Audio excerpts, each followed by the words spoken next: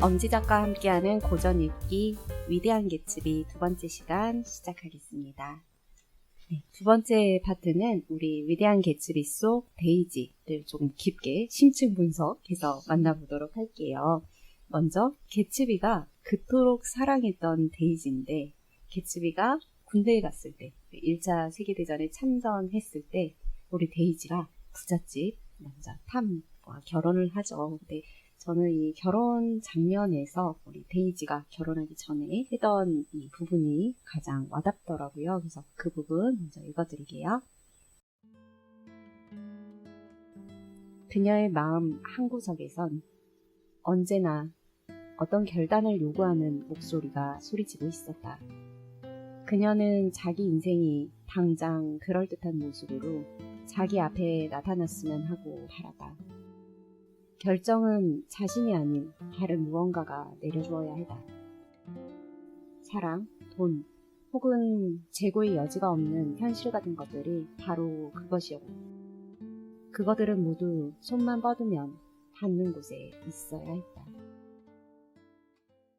이 장면은 우리 개츠비랑 데이지가 사실 사랑에 이미 빠졌어요. 이미 개츠비가 데이지를 10월에 어느 날 밤 가졌다, 이런 문장이 있어요. 영어로는 he took Daisy라는 표현이 있거든요. 그걸로 봐서는 개츠비는 사실 이 마을에 사는 사람은 아니고 군인의 신분으로서 이 루이빌에 잠깐 머무는 군인 신분이었고, 데이지는 그 마을에 사는 상류층 여자였죠. 근데 그 둘이 잠깐 사랑에 빠져서 개츠비는 그녀를 가졌다. 저는 이 표현 보면서 한국이나 외국이나 표현 비슷하다. 왜 한국에서도 남자들이 여성과 그런 관계하고 내가 쟤 가졌어 뭐 이런 표현 하잖아요. 근데 영어로도 took her 이렇게 얘기를 하는 거 보고서 했네 했어. 우리 집에서 남편이랑 그림 쟤는 했네 영화나 드라마 보면서 그런 얘기 그냥 웃으면서 하는데 딱 그거더라고요. 근데 그러고 나서 얼마 안 있다가 우리 개츠비가 떠날 수밖에 없는 상황이었고, 그러니까 군대를 가서도 사실 연락이 계속 됐던 것 같아요. 우리 데이지가 개츠비를 기다렸던 것 같고, 그리고 종전이 됐는데 개츠비가 와야 되잖아요. 근데 이놈이 안 오고 옥스포드. 옥스포드. 네. 근데 이때 이런 제도가 있었다고 해요. 군인 장교들한테 뭐 휴전이나 그 종전이 되고 나면 지역에 있는 좋은 대학을 잠깐 학습할 수 있는 기회를 주는데, 개츠비가 당첨이라고 해야 되나요? 된 거죠. 그래서 전쟁이 끝났는데도 오지 않는 개츠비를 우리 데이지는 이해할 수 없고요. 그리고 굉장히 혼란스러운 그런 상황에서 이제 이 문장을 얘기를 한 거예요. 누군가 결정을 빨리 내려줬으면 좋겠다. 근데 그때 짠 나타난 게 우리 또 시카고 찐부자 탐이 될 거고요. 그래서 저는 이 부분 보면서 사실 어떻게 생각하면 우리 데이지가 집을 나갈 수도 있잖아요. 나 그 남자 만나러 갈 거야. 뭐 이렇게 갈 수도 있고, 어찌 생각하면. 그런데 아무것도 하지 못하고 그냥 막 방황하다가 누가 결정을 해줬으면 좋겠다 이런 마음이 있다가 탐이 아마 예쁘고 그러니까 반했겠죠. 그래서 결혼을 하게 되는 그런 장면이었습니다. 이 부분 보면서 과연 데이지에게 자기 결정권이 있었나, 그걸 할 수 있는 여성이었나, 그런 생각을 좀 잠깐 물론 데이지가 말하는 거는 그런 안정을 바라는 거라고 생각을 하고 어딘가에 다리를 내리고 정착하고 싶다라는 그 욕구로 보면서 닉이 얘기하는 그 서른의 의미랑 같이 봤었어요. 그래서 저도 많을 거라고 사실은 생각했었어요. 제가 이제 직업을 결정해주는 그 소설 뭐였죠? 더 기버? 네네네. 맞아요. 기억 전달자. 네, 한국어 제목으로 기억 전달자, 영어로 이제 더 기버라는 가상의 세계를 배경으로 하는 그 류베리 수상자 소설책이 있는데, 그 책에서는 직업을 다 결정해주잖아요. 네. 근데 독서모임 하면서 그런 얘기하는 분들이 의외로 되게 많았어요. 나도 내 직업을 누가 결정해주면 좋겠다. 그래서 그 부분 보면서 사람들이 뭔가 선택하고 결정하는 것에 있어서 혼란스럽고 복잡해하고 그런 마음은 사실 여기서는 데이지가 남자를 선택함에 있어서였지만 우리 모두 조금은 가고 있지 않을까. 맞아요. 이게 여자가 재산을 가질 수 있냐 없냐랑 상관이 또 크게 없는 것 같기도 해요. 이거 지금 말씀하시고 나니까 우리 오만간 편견 읽었을 때 그 엄마가 딸들을 막 그렇게 빨리 시집을 보내는 게 되게 인생의 가장 큰 일인 것처럼 하잖아요. 딸들도 그렇고. 근데 사실 지금도 그쵸. 지금도 뭔가 그런 식으로 삶을 살아나가기를 영위하는 사람들이 많잖아요. 여자들도 아직은. 생각보다 요즘에 한 90년대생, 제가 아는 90년대생들 중에도 이런 생각을 아직도 가지고 있는 사람들도 있어요. 그렇죠. 자기가 다 이룰 수 있거든요. 그러니까 좋은 직업을 갖고 있고 괜찮은 집에 살았어도 내가 결혼을 안 하거나 내지는 결혼을 만약에 결혼 생활이 마음에 안 들어서 이혼을 누가 봐도 이혼하는 게 맞는 상황임에도 이혼을 하면 이게 아주 망가질 거다. 붕괴될 거라는 불안에 시달리는 사람들이 생각보다 많거든요. 저는 이게 이 데이지의 모습과도 어느 정도 일맥상통하는 게 있지 않을까 해요. 뭔가 사람들이 생각하는 그의 안정감이라는 구조가 있잖아요. 이렇게 어느 정도의 집이 있고 자식을 낳고 뭐 평안하게 아름답게 사는 그 전형적인 여성의 모습을 갖추지 못하는 제때에 갖추지 못하는 여성의 불안함? 그런 거 아닌가. 그것과 관련해서 네. 그런 결정이 가져오는 그런 결과에 대한 책임을 두려워 하는 것 같아요. 맞아요. 네, 지금 뭐 90년대생 얘기하지만 예나 지금이나 비슷할 것 같은데 저는 여기 데이지 보면서도 얘가 결정을 못 내리는 것도 있는데 결정을 내리고 나서 그 뒤에 오는 어떤 불편한 것들, 안 좋은 것들 그런 것들을 책임지고 싶지 않아 하는 마음도 좀 보이더라고요. 그래서 누구를 탓할 수 없게 돼버리잖아요. 네. 이렇게 되면은. 저는 데이지 보면서 기생충의 연교가 생각났어요. 아주 편안한 집안에서 자라서 고민 없이 남들이 나한테 어떻게 하는지 판단할 필요가 없이 살아가는 사람들. 그러니까 연교는 누구였어요? 기생충의 우리 그 부잣집 사모님이죠. 조여정. 네, 조여정. 조여정이라고 조여정이구나. 그래요. 네. 기생충의 연교, 그러니까 부잣집 사모님, 돈이 많기 때문에 착한 캐릭터로 나오죠. 하지만 나중에 집안에 들어온 기생충 같은 사람들 때문에 이제 불행을 알 수 없는 일에 휘말리고 결국은 이제 극단적인 상황을 맞이하게 되는 캐릭터인데 기생충 관련해서 봉준호 감독이 인터뷰를 할 때 그런 얘기를 했어요. 어떤 관객이 질문을 한 거죠. 이렇게 불행을 겪게 된 연교는 앞으로 어떻게 살아가게 될까요? 질문을 하니까 처음으로 맞닥뜨리는 혼란이죠. 어떻게 보면 연교에게 봉준호 감독이 그렇게 얘기를 하더라고요. 연교는 매우 심플한 성격이기 때문에 잘 살아나갈 것이다 이런 이야기를 하거든요. 이게 데이지를 보면서 워낙 세계가 심플했던 거예요. 그러니까 가장 큰 혼란이 개츠비였던 것 같아요. 전혀 알 수 없는 세계에서 온 사람. 어떻게 보면 양지에 사는 우리 데이지나 그 탐에 비하면 우리 개츠비는 습지에서 나고 자란 나무죠. 그러니까 토양이 빈약하고 어둡고 습한 곳에서 튀어나온 이렇게 숨기려고 해도 숨길 수 없는 재능이 있는 낭중지추 같은 그런 송곳 같은 사람이잖아요. 그러니까 개츠비에게 아주 낯선 세계였을 것 같고 모호하죠. 이 사람이 가서 올지 안 올지도 모르고 사실은 어떤 사람인지도 잘 모르는데 기다리고 싶고 이런 상황이 너무 힘들었던 것 같아요. 그러니까 결국은 토양이 단단하고 양지에 있는 사람을 선택하게 되는 자기 세계다운 선택을 해라 이런 생각을 했어요. 그래서 개츠비가 죽어도 답은 똑같을 것 같아요. 데이지는 어떻게 살아갈까요? 아주 잘 편안하게 심플하게 살아갈 것이다. 네. 이런 생각을 하게 됐어요. 맞아. 작품 후반부에 이제 데이지가 운전한 것으로 보이는 그 노란색 차가 탐의 내연 여인 그 머트를 죽이잖아요. 네. 그리고 데이지랑 탐은 둘이서 토끼잖아요. 그래서 그 생각해봤어요. 그래서 그 뒤로 어떻게 살까 했는데 지금 슬림이 말씀하신 것처럼 우리 데이지는 또 잘 살 것 같네요. 그럼. 나중에 톰 나오잖아요. 아주 잘 살고 있잖아요. 맞아. 맞아요. 자기 합리화에 무척 네. 빠르게 성공하는 미국인의 전형적인 캐릭터가 나오잖아요. 탐이. 나 그날 그 머틀이 죽고 머틀이 강아지 치우는데 얼마나 그러니까요. 슬펐는지 알아? 이렇게 그러니까요. 얘기하잖아요. 와, 막 목을 조르고 싶은 그런 진짜. 심정을 느끼는데 우리 신사 닉은 그렇지 않죠. 근데 거기서 닉의 대사도 되게 이제 마음 깊이 다가왔는데 그 사람이 톰이 금방 나의 촌스러운 솔직함이었던 것 같아요. 촌스러운 정직함을 금방 벗어나더라 이렇게 얘기하는 거예요. 그러니까 개츠비도 이런 촌스러운 순수함, 정직함을 간직했던 것 같고 이 사람들이 생각하는 동부적인 세련됨이란 금방금방 시류에 합류하고 변하고 자기 합리화에 성공하는 돈을 관리하는 사람들이었던 것 같아요. 적어도 서부는 제조업에 기반을 둔 그런 이제 그 토양이 단단한 사람들, 전통적인 산업을 일궜던 사람들인 것 같고 이제 동부는 전문직이죠. 세련된 전문직을 증권, 가지고 돈을 금융업. 가지고 주무르는 그런 이제 사람들이고, 그다음에 그 어두운 곳에서 돈을 끌어내는 사람들이 개츠비 같은 사람들이었던 거잖아요. 그러니까 이 모두가 동부의 주변을 동부에서 적응하지 못하는 서부의 사람들 이야기이고, 그리고 그렇게 보는데 또 이 가운데서도 계층이 있었던 거예요. 이 중에 가장 단단한 토대가 데이지나 톰 같은 사람이기 때문에 정말 심플하게 합리화하면서 살아가는 사람들. 근데 이런 정서에 적응 못하는 게 이제 닉이나 개츠비다 이런 생각을 하게 돼요.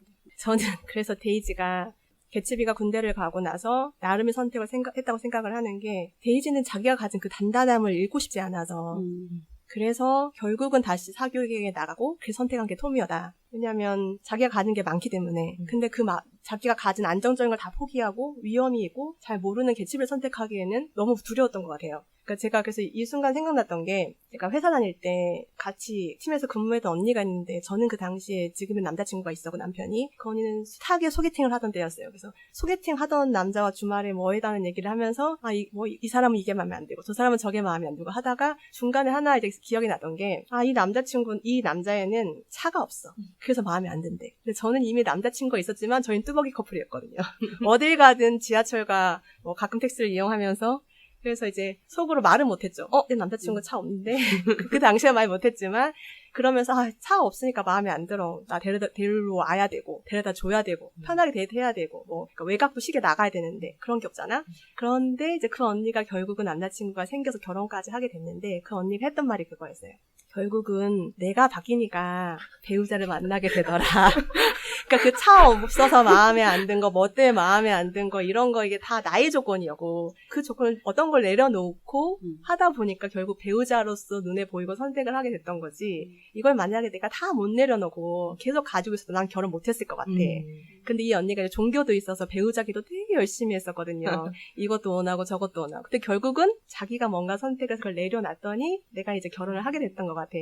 전 이 대목에서 그게 되게 떠올랐던 것 같아요. 데이지도 결국에는 네. 자기에게 가장 좋은 것만 하나 남기고 이렇게 한 거죠. 그렇죠. 그러니까 뭔가 그 개츠비의 사랑스러운 눈빛과 사랑은 뭔가 이게 더 진하고 알겠지만 그를 기다리기엔 너무 위험이 크고, 하지만 이 주변에 시선이 있으니까 가장 탑이었잖아요, 데이지. 그 시선에 맞춘 그런 화려함과 부를 가진 사람과 결혼을 해야 되지 않았을까. 저는 그래서 오히려 데이지가 잘못했다는 생각보다는 그냥 개츠비가 꿈에 젖은 그 희망을 오래 품고 있었던 것 같다는 생각이 들어요. 태양 주변을 공전하는 어떤 행성들처럼 계속 데이지를 이렇게 주변에서, 혹은 또 뭐 이카루스처럼 돌진했다가 녹아 없어지는 그런 그 이제 고전적인 캐릭터가 생각이 나서, 데이지한테는 너무 당연한 선택이었다고 생각하고, 오히려 이변이라고 생각하면 가방을 들고 집을 뛰쳐나갔던. 근데 개츠비를 개츠비였을 것 같아요. 개츠비를 따라서 이제 가고 싶어가지고 가방 들고 한번 탈출하잖아요. 그런데 걸려가지고 좌절됐던, 되게 놀라웠어요. 데이지답지 않은 행동이었던 것 같아요. 그 순간만큼은 진짜 그쵸. 진심이긴 했던 거죠. 그쵸.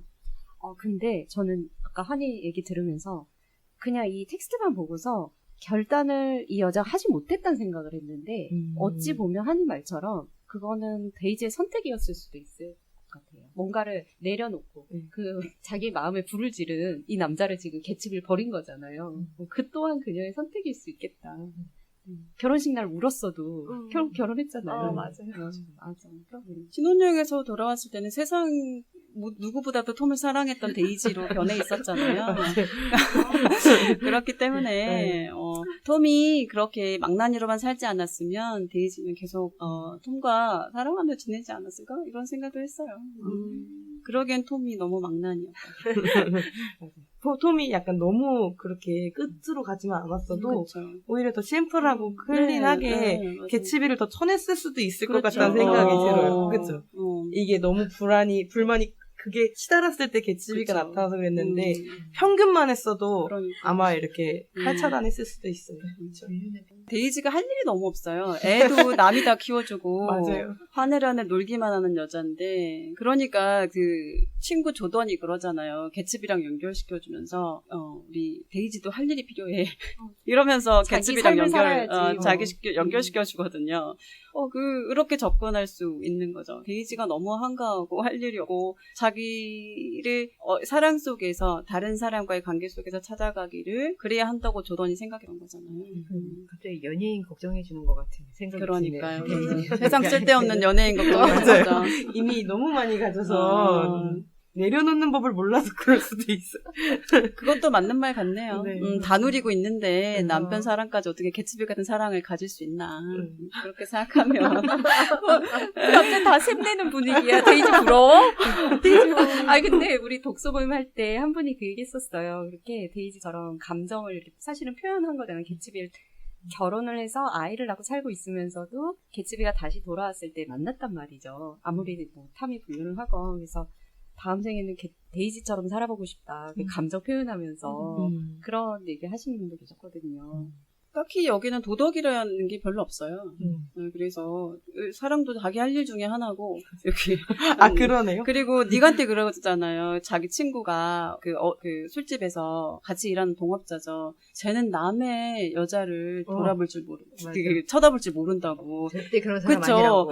그때는 그러니까 보통 우리는 여자한테 관심이 없어 정도만 얘기하는데 남의 부인을 이렇게 쳐다볼 줄 모른다고 얘기하는 거예요. 모두들 그걸 하고 있었던 거예요.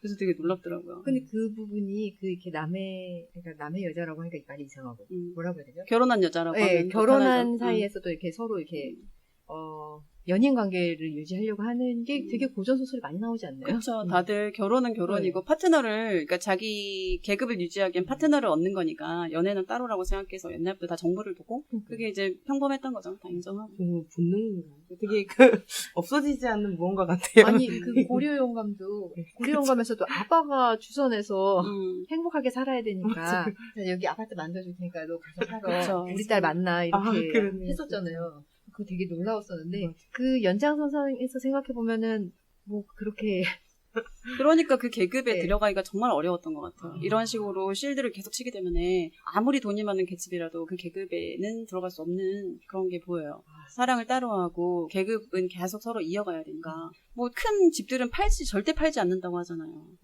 물려줘야 돼서. 그럼 물려주면 내 자식이 같은 사촌한테 물려줘야 되고. 그리고 오만과 평균에도 그런 얘기가 나오잖아요. 이 집을 딸들에게는 물려줄 수 없어서 아주 먼 친척 교구 목사에게 아주 못난 목사에게 물려줘야 돼서 이 목사와 결혼을 시키려고 하잖아요. 재산을 딸에게 물려줄 방법이 없으니까. 그렇게 해서 영지를 유지해 나가는 게 그 유럽과 미국에 이어지는 이제 유산 같은 거라서 성을 물려받으면 대리인이 되는 거지 소유주가 되는 건 아니더라고요.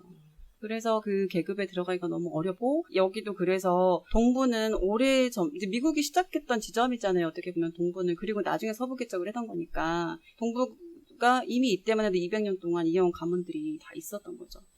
근데 여기에는 또 동부 토박이는 없어요. 없죠. 네. 이 이야기 속에 네. 동부 토박이는 안 나와요. 도대체 동부 토박이는 누군가? 여기에도 등장하지 않는 이 엄청난 그쵸. 부자들 사이에도 네, 등장하지 그쵸. 않는. 근데 나중에 실제 우리 장이 강남에 살았지만 강남의 평범성을 저희에게 역설하면서 강남 문명의 평범성 사는 사람 뭐 고래만 있냐 새우도 있고 미역도 있고 다 이렇다고 얘기를 하면서 우리들 안에 스타가 되셨는데 그렇게 보면 뭐 뉴욕에 월세 사는 친구들 다 비슷할 수도 있어요. 그렇죠. 내가 뭐 그럴 것 같기도 한데 우리가 또 호밀밭의 파수꾼을 읽으면서 뼛속까지 뉴욕의 부잣집 도련님을 만난 적이 있잖아요. 그걸 다 버리고 싶어하는 닉이나 이렇게 그 톰을 오징어로 만드는 가졌지만 모든 걸 허무하게 생각하는 동부의 찐 부자를 만나본 적이 있기 때문에 아마 그런 사람들이 그런 주류가 아닐까 이런 생각을 하게 되네요.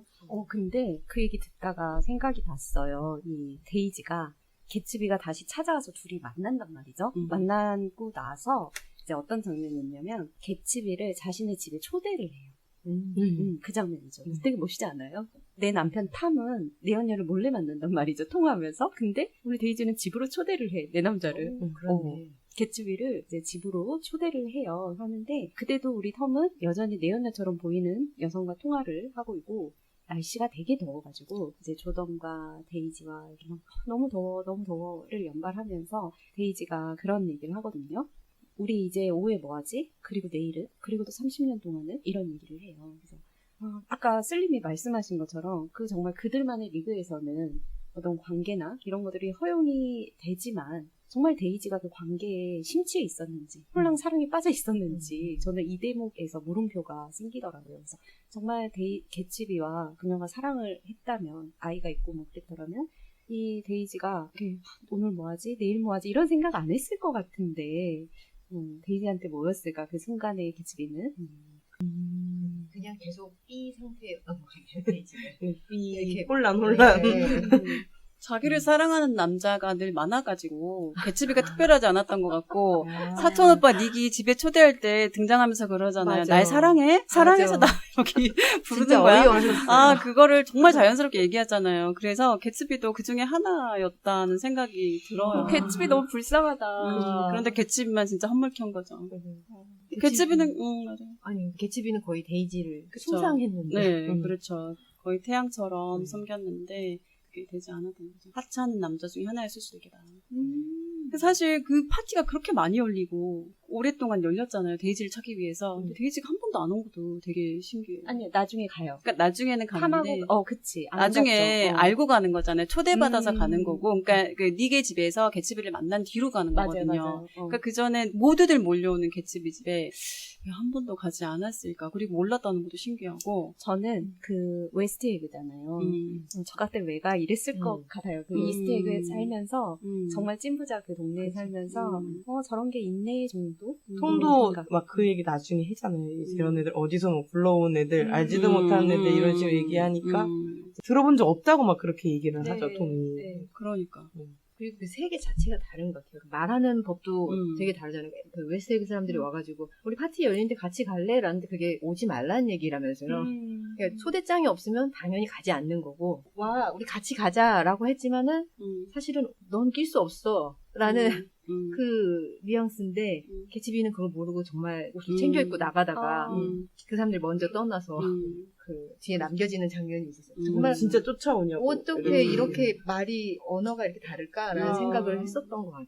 저는 그 에그 얘기를 들으니까 제가 그 영문판에서 읽었던 게 펭귄북스였는데 거기 인트로덕션을 토니 테너라고 영국의 평론가가 쓴 건데 거기에 이제 그 에그 이야기를 좀 써놨더라고요. 이게 원래 지금 개츠비가 초판을 냈을 때 제목이 웨스트 에그의 트리말 기호잖아요.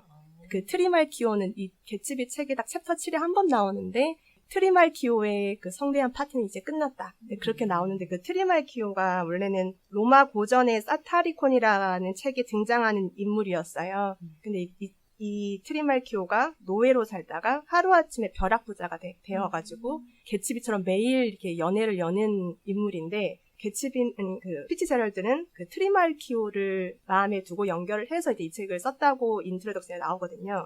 그러면서 그 트리말 키오가 여는 파티의 일부분을 이 서문에 발췌를 해놨더라고요. 근데 그 서문에서 그러니까 그 당시에 잘 차려진 그런 연애에는 달걀을 스푼으로 깨는 그런 즐거움이 있는데 화자인 나와 두 명이 트리말 키오가 여는 파티에 가서 달걀을 깨려고 하는데 그 에그가 우리가 생각하는 에그가 아니라 공작새의 알이더라고요. 그러니까 정말 공작새 화려하잖아요. 일반 생각하는 우리가 달걀 이런 게 아니라 공작새의 알을 딱 깨는데 당연히 자기는 화자인 나는 이걸 내가 숟가락으로 딱 깼을 때 생각하기로 아마 공작에 새끼가 있을 거다. 그 노른자 안에는. 왜냐면 알은 어차피 깨지는 거고 부화를 해야 되니까. 근데 딱 손가락을 눌러봤더니 너무 의외로 이렇게 영어로는 나와 있는데 우리 한글에 번역이 없는 새였어요. 유럽에 사는 그냥 정원의 새. 일반적인 새의 그 새끼가 노른자 안에 이렇게 딱 있다는 거죠. 웅크리고. 그러니까 이게 완전히 공작새를 생각하다가 정말 의외의 정말 다른 새가 있었던 거예요. 그 트리말키오가 초대했던 그 달걀 안에. 그러면서 그 발췌를 한 다음에 이 비평가가 하던 말이 그래서 피츠제럴드가 실제로 딸과 함께 이 지금 이스트 에그와 웨스트 에그 배경이 되는 그레이트 넥으로 이사를 갔는데 그 넥을 대신 이제 에그로 바꿔다. 이 부분이 설명이 돼 있더라고요. 그러면 어쨌든 이게 에그니까 어차피 알은 깨지는 거고 부화를 해야 되는데 책에서도 이런 부분이 있었잖아요. 날개 있는 짐승이 보면 두 에그의 모양이 너무 비슷하지만 날개 없는 짐승이 정말 봤을 때 두 에그는 모양과 사이즈 말고는 전혀 다른 곳이다. 이스트의 차이와 웨스트의 차이가 정말 확연한 거잖아요. 공작새가 있을 것 같은 이스트와 다르게 정말 평범한 새가 안에 들어가 있는 웨스트의 세계. 그래서 그 큰 차이를 피츠제럴드가 이렇게 숨겨놨구나. 그런 느낌이 들었고 아니, 순간 저는 그리고 지금 이 책을 봤는데 이 영문책이 스크라이브너라는 출판사 책인데 이 눈에 지금 아까 그 여성의 모습이 보인다고 했는데 자세히 보니까 어쩌면 그 노른자의 알이 다르지 않고 좀 다르더라고요 모양이. 그래서 그럴 수도 있겠다라는 생각이 좀 전에 들었었어요. 그 차이를 설명해 주는 건 아니었을까. 새로운 발견이에요. 한이 표지 전문가. 표지 전문가. 표지 전문가. 괜찮은데? 진짜로. 한이는 이제부터 표지 전문가. 네. 단순하게 이렇게 보는 걸로. 그러고 보니까 그 여성의 그림에서 눈동자에 네. 있는 약간 새 날개 같기도 하고, 그쵸. 근데 둘이 다르더라고요. 달라요. 저 지금 남자 여자인가 있었는데 영문 소문판을 읽으면 이렇게 새로운 걸 얻을 수 있군요. 그러니까. 너무 길어서 저도 조금만 읽었는데 그게 나오더라고요. 여기에도 나온 내용, 여기 민음사 앞부분에도 말씀 주신 거, 그레이트 넥으로 그래서 이사를 갔던 게, 웨스트 에그가 그레이트 넥이고, 이스트 에그가 맨헤셋 넥이었다고 이렇게 돼 있네요. 웨스트 에그가 더 부촌이잖아요. 이스트 에그가 그러니까 졸부들이 사는 데네. 이스트가 졸부들이 사는 데고. 아니, 보자. 이스트가 톰이 살고. 그러니까 이스트가 톰이고 웨스트가 개집. 개집. 그러니까 여기서 전반적으로 동쪽은 서쪽보다 나은 개념으로 계속 나오고 있네요. 근데 일단은 데이지도 본인이 있는 곳을 잘 아는 여자네. 그쵸?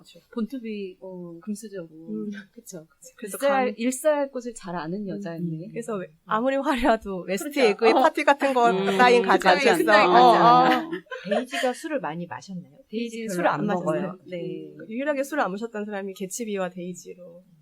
조던 아니었어요? 데이지도 술을 안 먹고. 개츠비도 안 먹어. 개집에도 안 먹고. 그때 조던도 파티에서 술을 안 먹으면은 뭐 실수 안 하고 다 관찰할 수 있다. 그래서 좋다. 이런 얘기를 했던 것 같은데. 데이지도 결혼식 날 안 마시던 술을 처음 마셔가지고 이렇게 그죠? 포도주 들고 그리고 100억짜리 목걸이 들고 던지는 거죠. 울면서. 당시에 뉴욕이 이제 금주법이 있었잖아요. 금주법이 이 당시에도 있었는데 금주법을 가장 비웃었던 시대가 1922년이래요. 그러니까 뉴욕에 금주법이 없을 때 술집보다 더 많은 술집이 있어요. 금주법이 시행되고 나서 그게 1922년 뉴욕이라고 하더라고요. 그러니까 이 시대의 배경이에요. 그리고 주식이 가장 횡행했던 때가 이때예요. 돈이 막 넘쳐났던 시대. 그래서 이런 부자가 나오는 게 자연스러웠던 것 같아요. 그리고 1929년에 대공황이거든요. 이게 이제 한꺼번에 날아가는 거죠. 그 직전에가 이제 이 개츠비 시대인 거예요. 근데 개츠비는 이런 벼락부자인데 결국은 이제 톰이나 데이지 자기 기득권을 포기하지 않는 사랑 따위에 내 기득권을 내주랴 이런 애들이잖아요. 그래서 항상 더 약한 토대를 가진 사람이 미끄러지는 것 같다는 생각을 해서. 근데 그런 생각 해보셨어요? 이 데이지도 보면 자기가 가진 걸 내려놓지 못하잖아요. 내려놓을 수 있는가? 다 버릴 수 있는가? 그때 가방 들고 나갔다가 돌아왔을 때 이미 그걸 다 포기하지 않았을까요? 이제 내가 가진 거 안에서 더 가지겠어 라고 생각했을 것 같아요. 엄마로 인해서 이게 한번 좌절되고 나니까 버릴 수 없고. 그리고 살아보니까 또 좋은 거지. 저도 이제 강남에 사시는 친척들을 가끔 보면 그들이 원하는 거는 아이의 성공이라기보다 그 삶을 누리는 걸 익숙하게 만드는 거다라는 생각을 했어요. 그 안에서 부모가 주는 재력으로 인해서 누릴 수 있는 것. 저는 이제 미장원 애들을 안 데려가거든요. 제가 다 잘라주거든요. 그런데 그 집은 30만 원짜리 미장원을 가는 걸 아무렇지도 않게 생각하잖아요. 네일샵 가고 중학생인데. 이제 그렇게 키우는 거는 그러면 그 아이가 거기서 벗어나기 싫어서 부모 그늘에 있게 되잖아요. 네.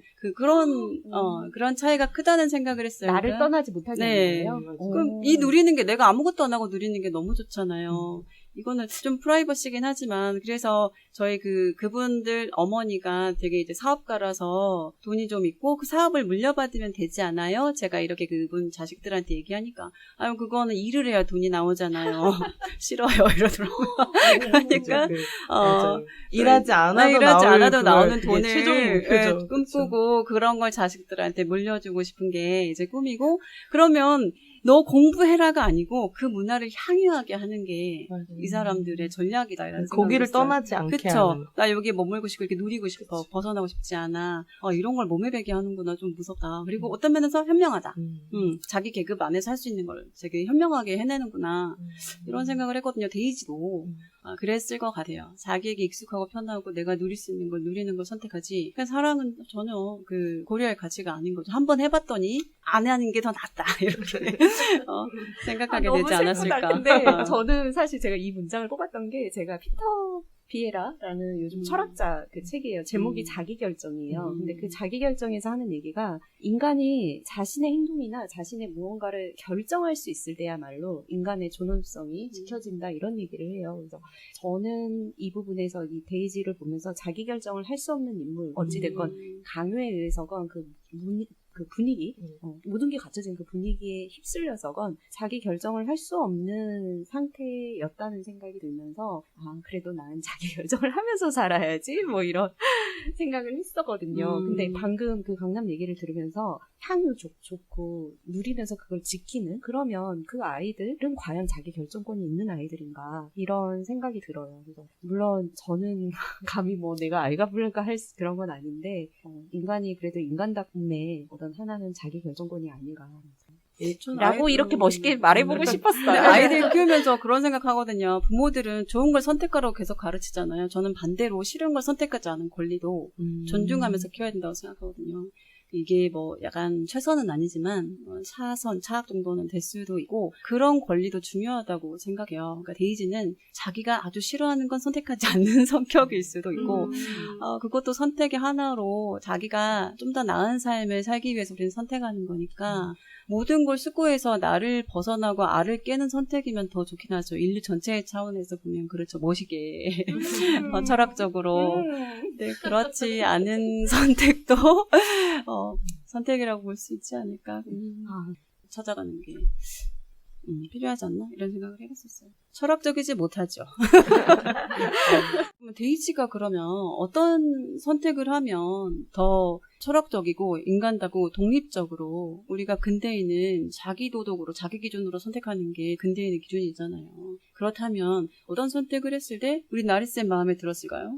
저는 탐이랑 결혼해도 괜찮은데 본인이 봐봐 결혼식 날 그 진주 목걸이를 쓰레기통에 넣으면서 울어다는 것은 그 결정에 대한 확신이 없었던 거라고 생각을 하거든요. 그러니까 물론 인간이 한 가지 마음이 아니야. 100가지 마음이 항상 들지만 적어도 내가 이 남자를 택하고 결혼을 했을 때는 그 정도의 확신 정도 자기 결정 힘은 갖고 있지 않았어야 했을까. 그리고 나는 뭐 집 나가면 어때? 2번, 3번 나가서 나가면 되는 거지.